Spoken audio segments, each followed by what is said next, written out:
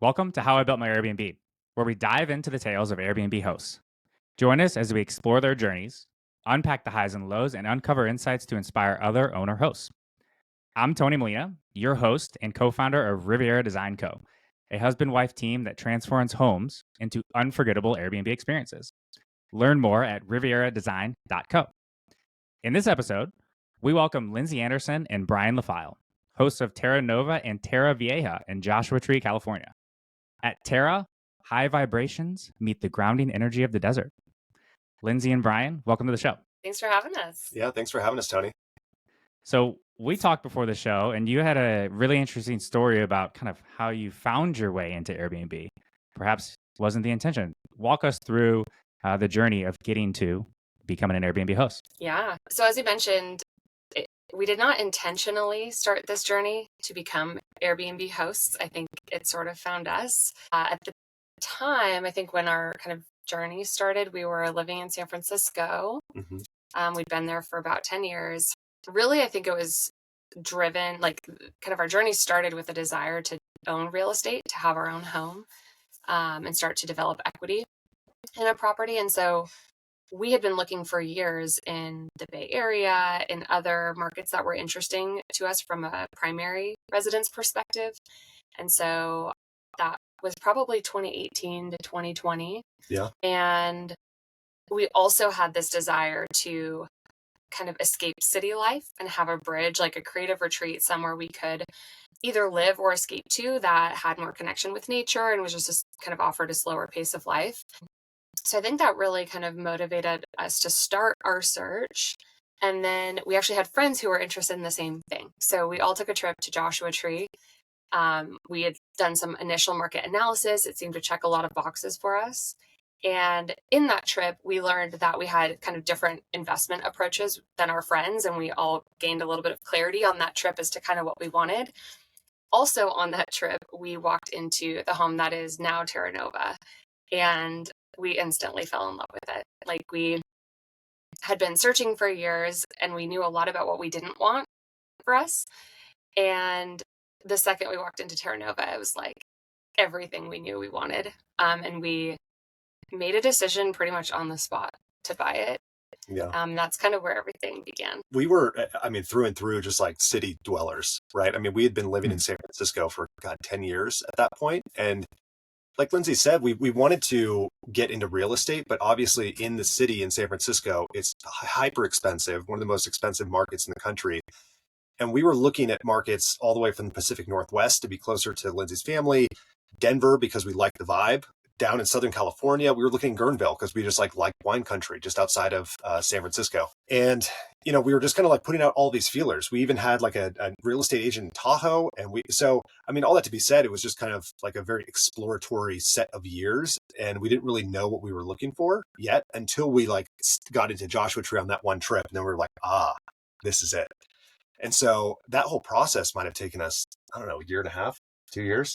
2 to 3 years, I think, from kind of the time at which we really wanted to buy a house and started researching and understanding real estate, learning about real estate, to the time we actually purchased our first home.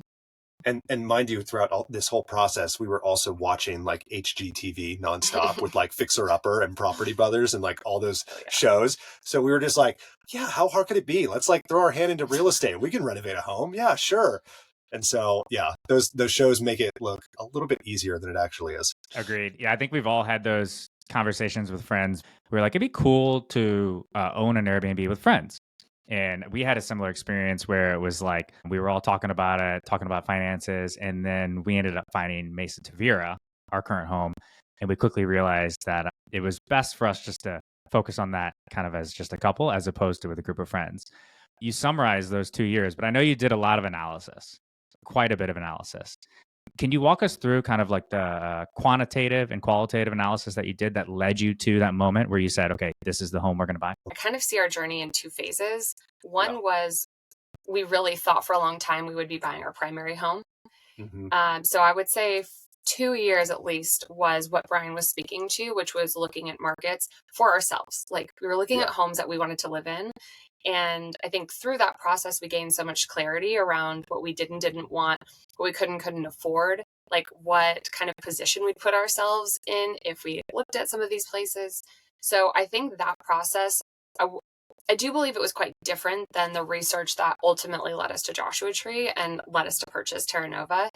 And it's probably more relevant for this, but certainly just understanding real estate investing and a lot of research into that entire world, what it looks like what comprises a mortgage statement, like what goes in, what are the costs associated with owning a home, upfront cost, long-term cost, what's required to maintain a home. So I think there was a lot of that kind of more baseline real estate research that we explored in the early years of understanding kind of before we got into real estate. And then from the moment we decided to start looking at, well, maybe this won't be our primary, maybe we can look at more accessible markets that are easier to get into.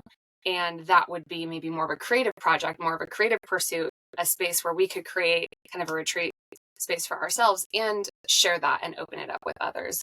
So kind of twofold. I think a lot of the market analysis that went into Joshua Tree and eventually short-term rental looked a little bit different. And I think, Brian, you can speak to that a little bit. Yeah. I mean, like the two phases that Lindsay talked about, like in my mind, it's like we went very wide, in which we had like, we took a very wide approach where we cast a very wide net in lots of different markets. We didn't know what we didn't know. There was lots of unknowns. And we didn't go like hyper focused on the analysis for those specific markets. We were just like, hey, like the Denver Boulder area seems pretty cool. Like, let's look there. Hey, we love Tahoe. Let's look there. Lindsay's family's in the Pacific Northwest. We'll have an agent there. We like Guerneville and wine country. So like we had an agent there and we were like going to open houses from San Francisco. So that was like the very wide approach. We were like, hey, we're just gonna go and like talk to everybody, figure out what we want to go figure out. After that trip with friends and we did that one weekend, we found Terra Nova. That's where we went like hyper deep on like this market, because at that point we still didn't, Joshua Tree was in contention as like one of the finalists of like where we're going to go. But then that's where we went deep on the analysis for Joshua Tree. And that's where we started to look at like, okay, well, this is away from where we are in San Francisco. So if we're in San Francisco and this property's in Joshua Tree, we're not going to be there all the time. You know, at that point, we didn't know that we were going to live down here. So we were like, well, if we're not going to be there all the time, could we rent it out? And like, what does that look like? Could we rent it out like long term? Let's look at like Zillow rent estimates. Let's look at Craigslist ads to figure out like what long term rentals could look like. And then also we've heard about like short term rentals, and we've been Airbnb guests before. And we were like, well, we could probably Airbnb this. So then let's look at the short term rental market. And that's where we started to do a lot more of like that quantitative analysis around like, what was the ADR for Joshua Tree, the average daily rates? What was the occupancy rates that we were seeing in that particular market? I even did things like I was looking at the general trend of the visitors to the national park over time, which, if you didn't know, has actually doubled since 2012 to 2024. There was probably like, I think it was like 2.5 million. Now there's roughly 5 million visitors annually. So like there was like an upward trajectory of like, oh, it was very Instagrammable. I think at the time, right around then, like Rufus DeSole put out this like Joshua Tree recorded set. So like it felt like Joshua Tree was very in vogue. And so we were like, okay, the market demand is there, it seems. There's lots of visitors in the area. It feels like there's an opportunity to long-term rent it based on what we're seeing from the lower home prices, but then like the moderate to high rental rates for long-term renters.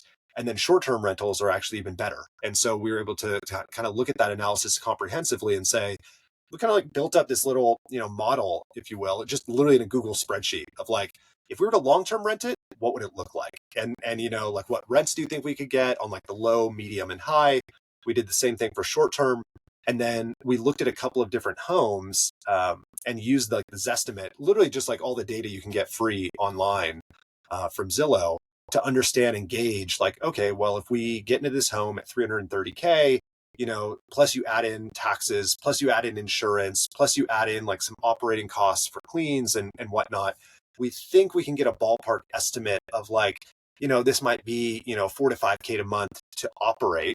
And then like, how do we beat that with either short-term or long-term rents? And to give specific numbers as well, and I think this kind of ties into our investment thesis. I know a lot of people have different approaches to real estate investing. I would say we entered into this relatively conservatively. Like we were not necessarily prioritizing hard cash flow numbers. We did want to essentially break even. Our goal was to have a net operating income that covered the cost of owning the home, really from a desire to just build equity and get started with something, and kind of setting a low bar for ourselves. Like, we just didn't want to fail.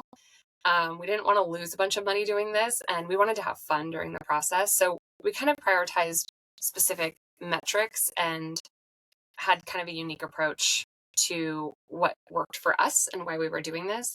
So at the time, I believe, and these are kind of just ranges, but I believe long-term rent for a 2-bed, 2-bath in our area was somewhere between like $1,800 and $2,500 a month.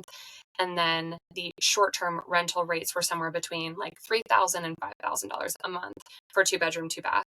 And with Airbnb, you can slice and dice the data a lot of ways. But for us, we really wanted to put ourselves solidly in that average camp, knowing that, like, knowing how hard we work and how committed we were to making this a wonderful experience, that we would hopefully surpass that and achieve that.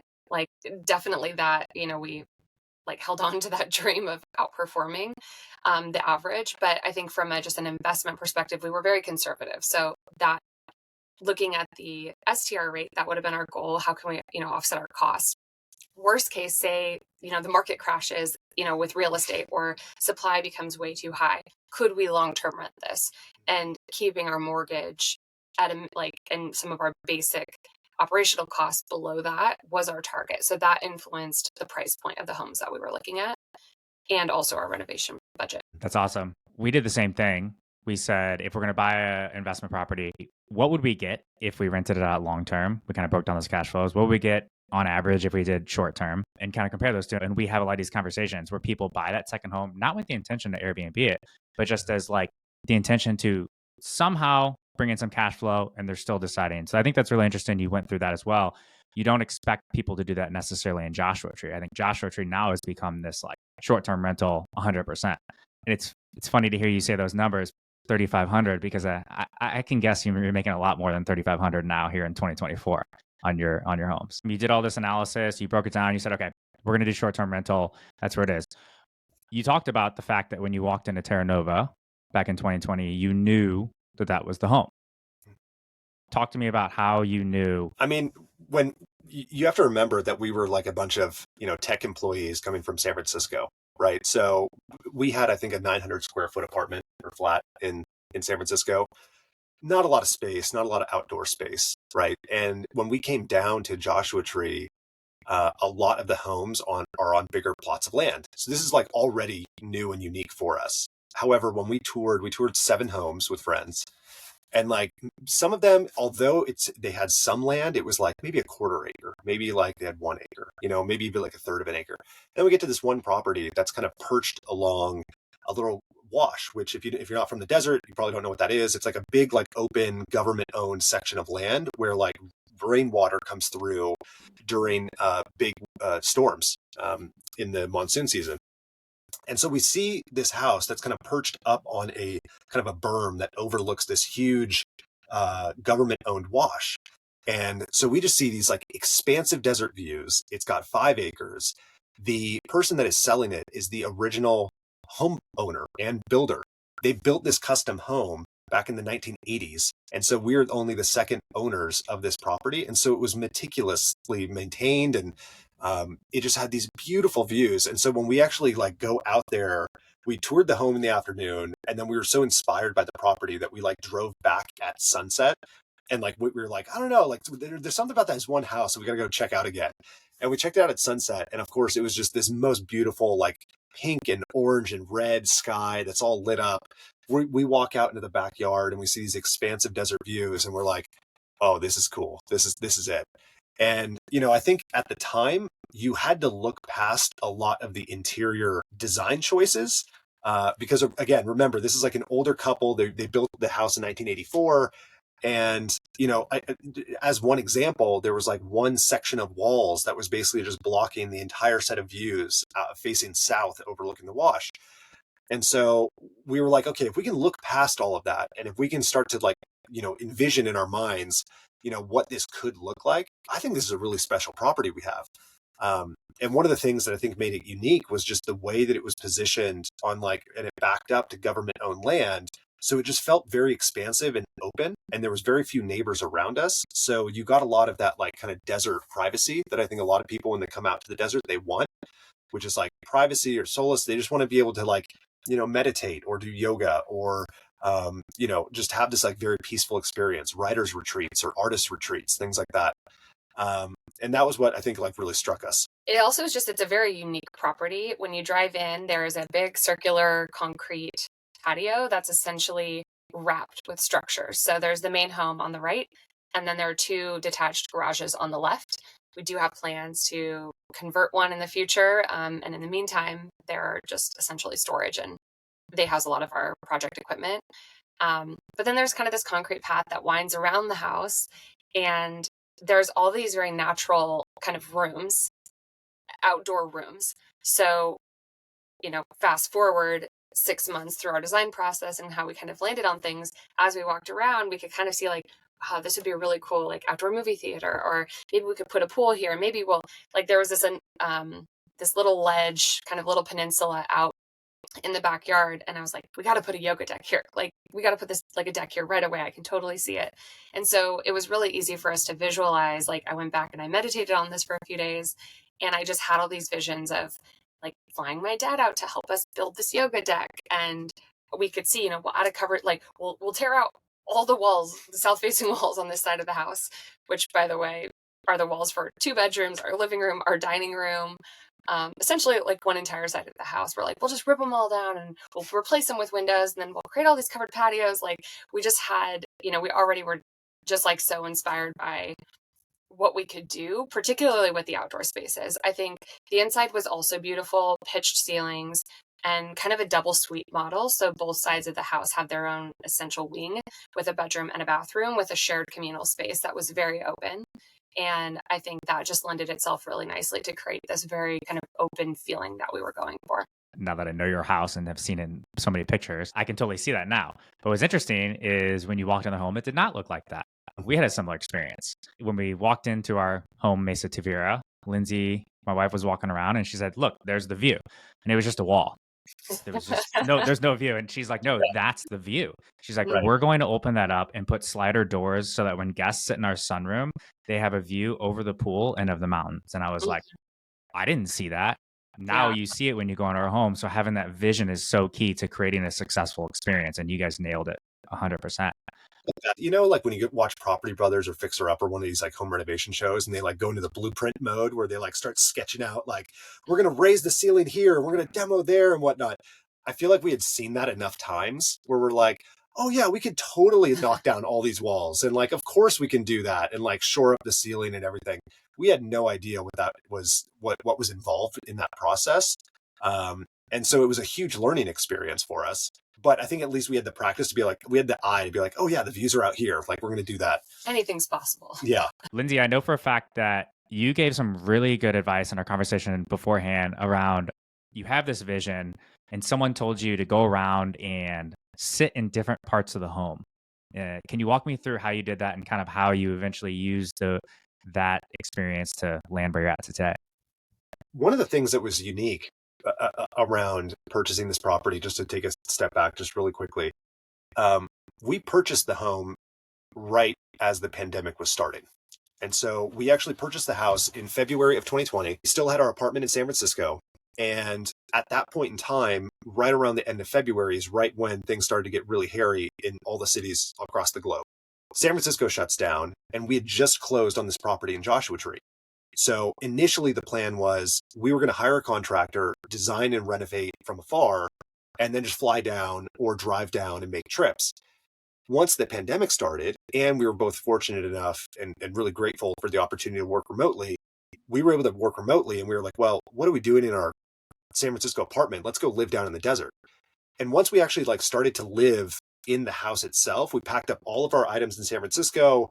We like road tripped all the way down. We brought all of our belongings and our dog.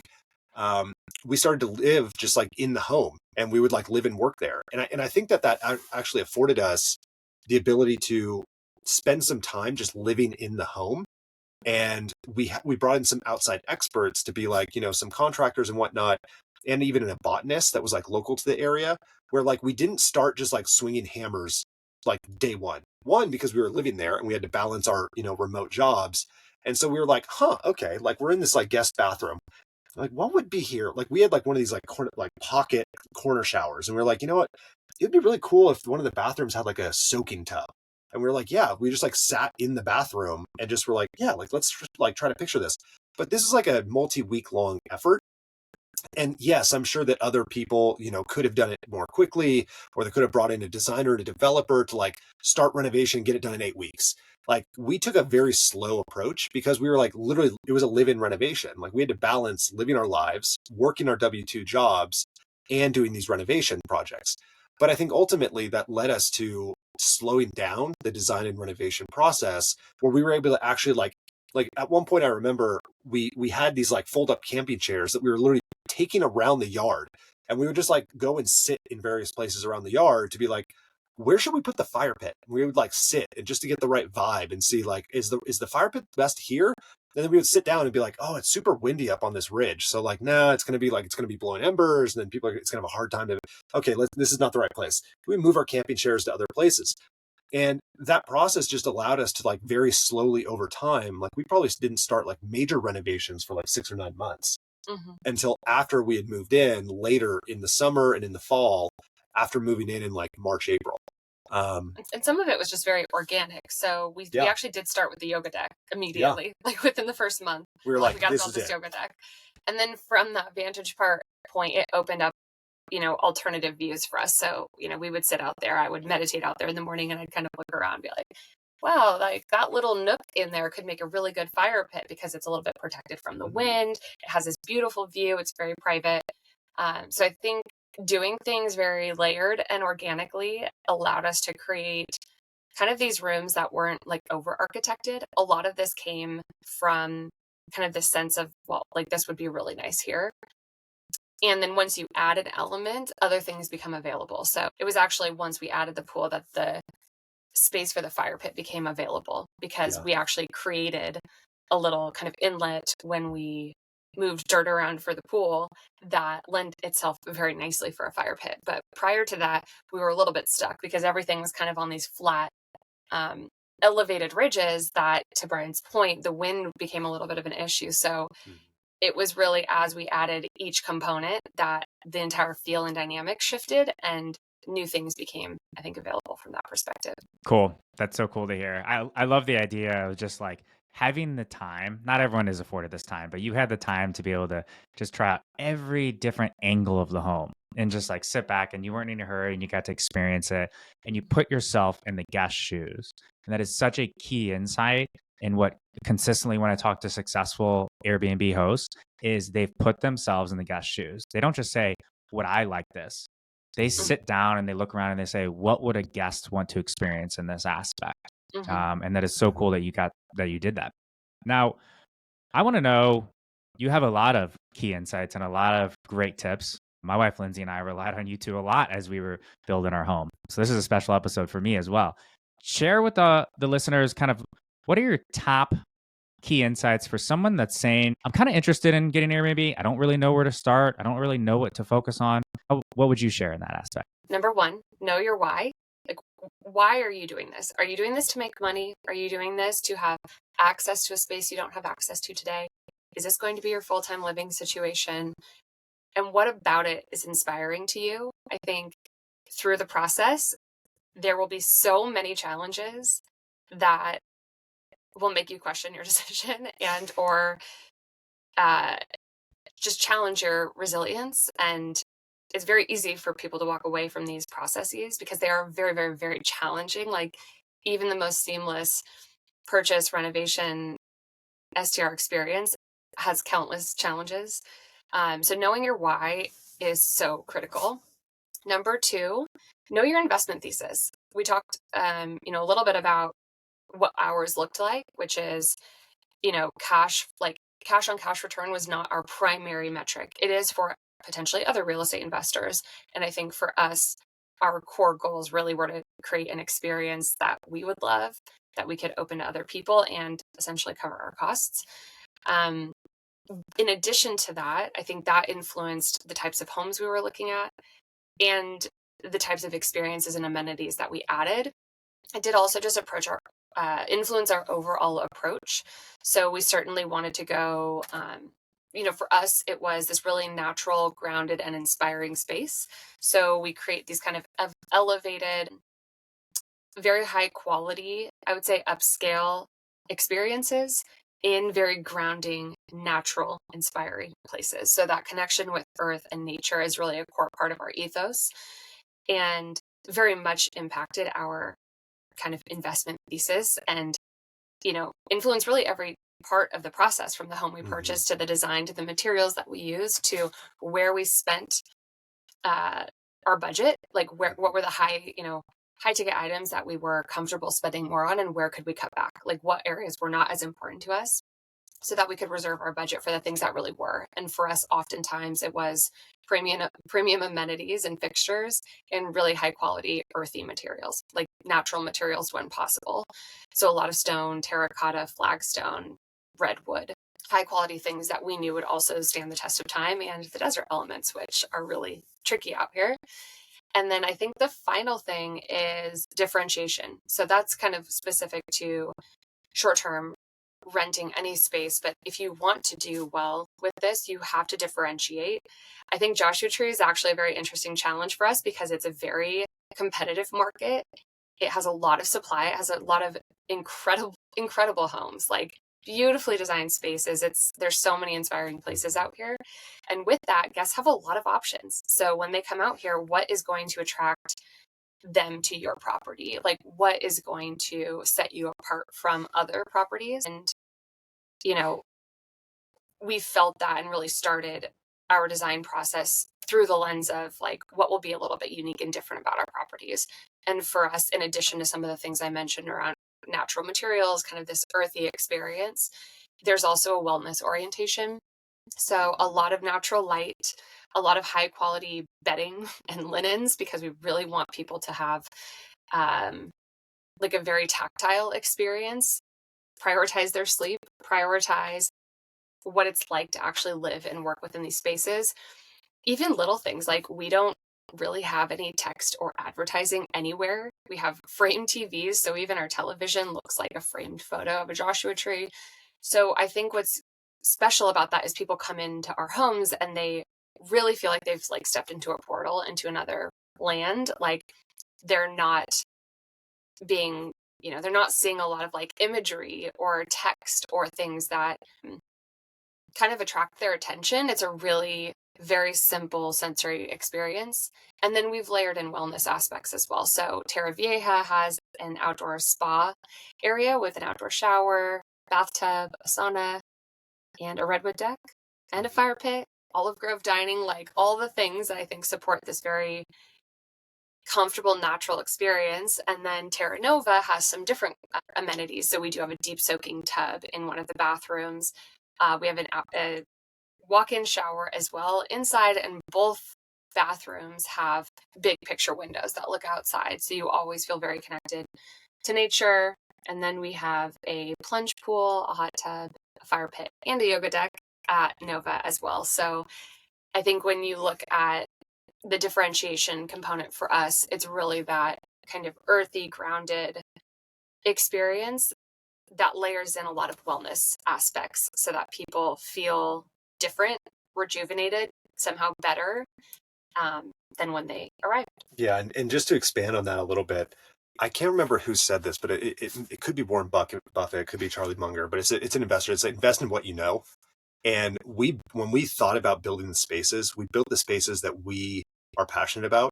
So like, as an example, like we don't have kids, we don't have a family. So like us going to go build a themed house in the desert with a bunch of play toys, that's not our sweet spot. Like we could have decided that was our why or that was our ethos, but that wasn't us. We wanted to build for like other like-minded travelers that care about maybe disconnecting from busy city life and being grounded in nature and, oriented around wellness travel. And I think that afforded us a lot, right? Because when you're building around something, you're building something around like this common theme that like you are the customer and what would I enjoy? And, I think that is something that, people that are getting started, knowing your why, knowing your ethos, what is going to be the thing that sets you apart, making sure that it's consistent, and then also doing a lot of due diligence can be, can set you apart. And what I mean by the due diligence is like there is the data component, right? So like there's all the numbers that you need to understand and run. And, yes, that's the spreadsheet component. But then there's also this kind of like qualitative element, which is, go and stay in, if you're interested in a particular market, like we were, we stayed at Airbnbs in the area. And we actually we actually had a note in our phone that was just like jotting down all of the different features that we liked or admired about these Airbnbs that we had stayed in. And, just that practice, like that's still data too. It's not the same as a number or percentage, but it is data. It's qualitative. And it's just more of a, how do I feel when I walk into this home? And you're like, oh, well, I like that they've got, the amenities stocked in the kitchen. And I like that they, had music playing when I walked in, or I like their guidebook that they had. And or dimmable warm lights. Yeah, dimmable warm lights. Yeah, and we were like, we love that element. And so we're like, in our house, you will not find a single light switch that is not dimmable. And because we love that, and so like after going through that process of just like collecting all this data, man, that put us ahead in really crafting. We were like, okay, we've got all these different things that we really liked. Let's craft that into like an ethos or oriented around wellness travel. That's our why. We've run the numbers. That's like, making sure that the numbers work. And then like, let's go and just execute and just do that thing really well. And I think that that's kind of, helped us stand out a little bit in the market, simply because I think I see a lot of Airbnbs, particularly in Joshua Tree, it's highly competitive, that try to do too many things and it ends up being chaotic or busy. And so we said, well, we're specifically not going to do a lot of things, but the things that we are doing, we want to make sure are done really, really well. Mm-hmm. So, if we do a little flagstone area around the pool, it's not just like plopping down some flagstone next to the pool with some dirt. It's like, it's going the whole 9 yards with the mature palm trees and bringing in boulders that make it look like very natural, such that you're like in this little palm tree oasis. And so that was the choice that we made to make our unit stand out. But others might say, hey, instead, I want to put in a game room. I want to do these other things. That just wasn't our ethos. But I think that for everybody, you have to just kind of understand what you're trying to achieve with these properties. Yeah, I love that. There are Airbnbs out there where you walk in and you're like, something's missing. It's not connecting with like, I see the owner's picture here and the communication, and like this house just feels different. And I know for a fact that you two nailed it in the sense that like the home connects with who you are and who you are as a couple and individually. And it's something else I'm thinking about. If I'm listening, I'm like, well, that's a lot of stuff. You did a lot of things to that home. You didn't necessarily do it all right up front, right? You did some of the things over time. I know for a fact I saw you building stuff like in the last year, and you've had the home for a few years. So it's important to remember that it's okay sometimes to get to that 80-85% mark to get going on Airbnb. And then as you get some income coming in and you see what guests like, what guests don't like, you iterate on that and hopefully find your product market fit at some point, right? Yeah, I mean, I think you nailed it. We've used those numbers. I think with Terra Nova, our goal was to get to 80% to rent it prior to launch, essentially. And we very much took the approach of let's iterate. Like we really knew we wanted it to be special enough for people to love it the first time they came. Mm-hmm. But we did so much after we rented. So we began renting Terra Nova, I believe, August 2021. So like a full 18 months after we had gotten into the house. And here's what we didn't have at the time. We did not have a covered patio. We did not have landscaping around the pool. Did not have a hot tub. Did not have a fire pit. A lot of this is exterior, but one of our bedrooms honestly was very sad. I don't know. We kind of called it just like the ugly stepchild. Like we had one of the bedrooms that was just like immaculate and stunning. We invested everything there.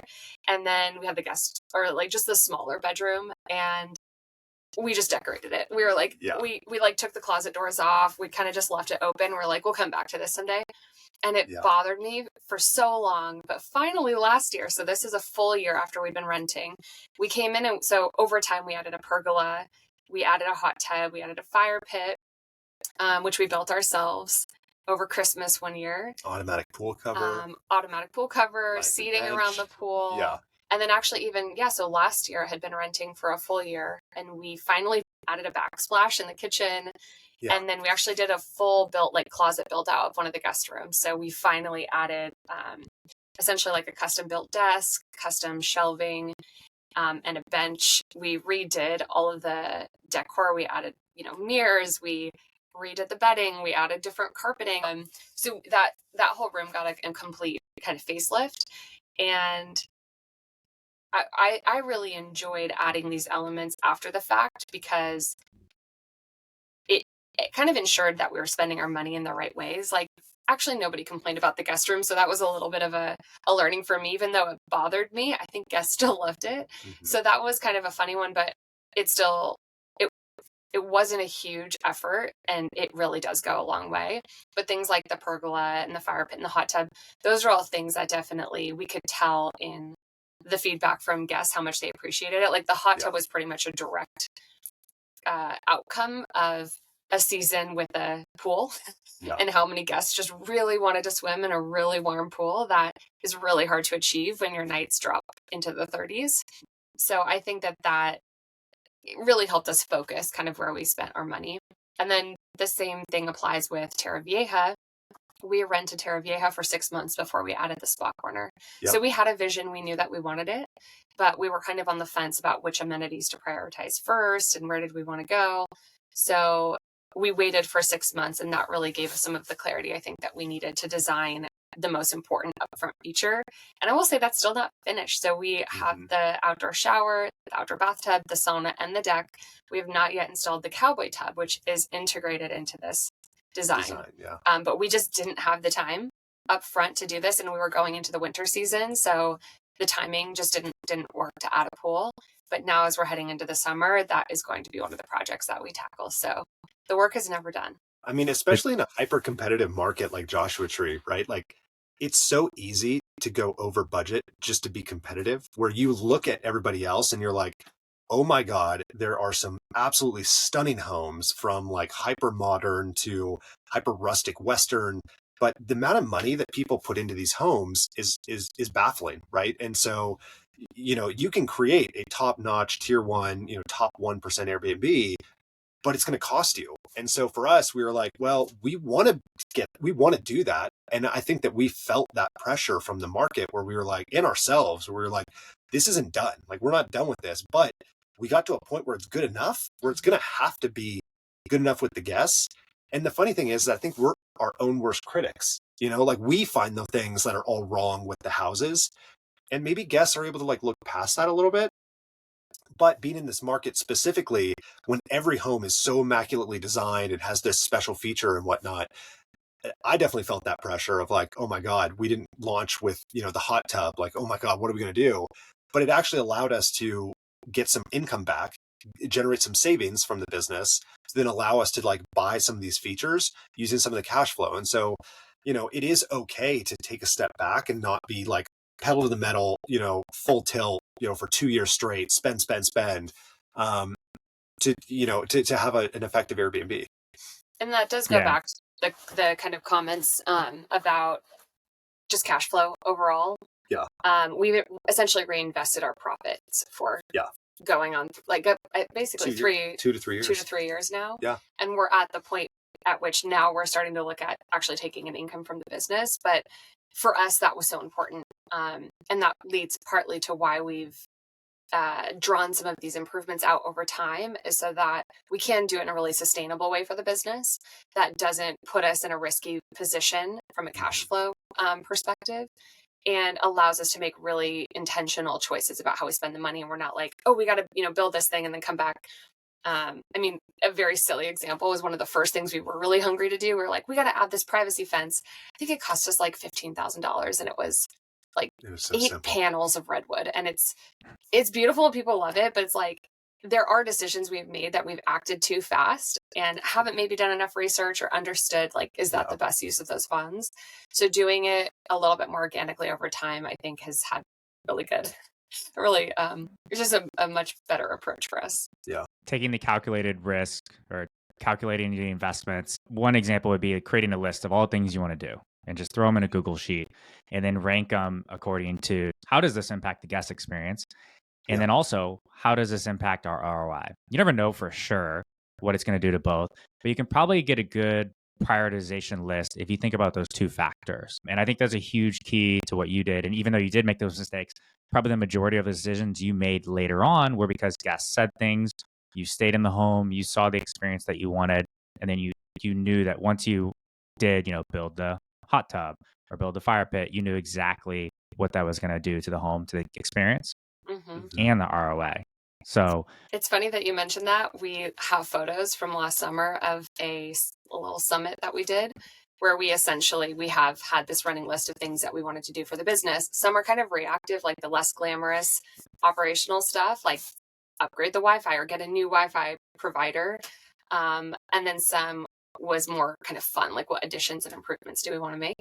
And we essentially did weigh every single idea on an impact to effort matrix on our wall. So on our actual white wall, we had a matrix. And so we've got the top right and the bottom left with all the sticky notes. And we did translate and transfer all of that into a spreadsheet that we used for about 9 months. And that absolutely impacted our project plan. So we definitely borrowed some of our the tools that we've learned in the tech world in our jobs to applying that to the project plan for the houses. Very cool. Personally, I like Notion or using Google Sheets, but hey, sticky notes is an even better way to do it, especially when you can do it in person.